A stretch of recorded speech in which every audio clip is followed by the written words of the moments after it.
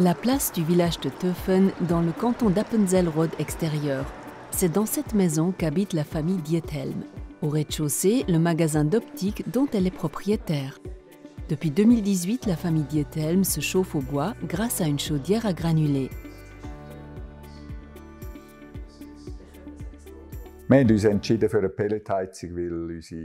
Nous avons opté pour une chaudière à pellets parce que notre chaudière à mazout devenait vieille et menaçait de rendre l'âme.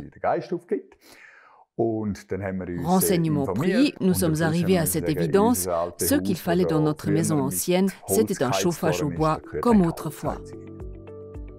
La maison des Diethelm a 400 ans. Dans le temps, elle abritait une droguerie. Aujourd'hui, l'intérieur fait la part belle à la nature tout en restant moderne. Depuis l'installation de la chaudière à bois, la maison est devenue encore plus agréable. Ça sent toujours très bon. Quand on rentre à la maison, il y a une odeur de bois et non plus de mazout. Autre avantage, nous avons une chaleur très douillette. Et bien sûr, nous sommes heureux de faire quelque chose pour l'environnement au quotidien. Ça, c'est bien. Le chauffage au bois est neutre en CO2. En effet, lors de la combustion, le bois ne libère que le CO2 qu'il a stocké au cours de sa croissance. Le système automatique des chaudières à pellets assure une combustion propre et efficiente. De plus,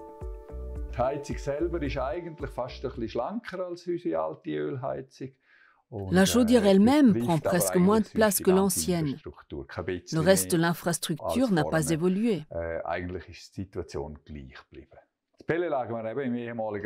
Nous avons mis le réservoir à pellets dans le local de l'ancienne cuve, qui est désormais remplacé par un silo. Ça fonctionne impeccablement, le volume est idéal pour notre maison. Les chaudières à pellets ne sont qu'une possibilité parmi d'autres pour passer des énergies fossiles aux énergies renouvelables. Mais par rapport à d'autres systèmes, elles présentent un avantage décisif, dit l'expert. Prenons un immeuble ancien avec chauffage central, température de départ élevée et consommation importante de mazout. Dans ce cas, une pompe à chaleur air-eau ne serait peut-être pas indiquée. Et une sonde géothermique coûterait très cher. La chaudière à pellets permet d'atteindre les températures de départ nécessaires, tandis qu'une sonde géothermique atteint ses limites quand la température extérieure est très basse. Pour la famille Diethelm, un autre critère a été décisif, la rentabilité de leur nouveau système de chauffage écologique. Avec la nouvelle loi sur le CO2, le prix du mazout va augmenter. Le système sera plus ou moins aussi cher.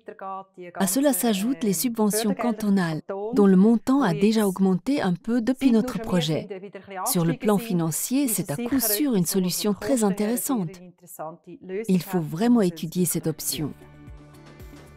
La famille Diethelm ne s'est pas contentée de l'étudier. Elle est passée à l'action pour sa plus grande satisfaction.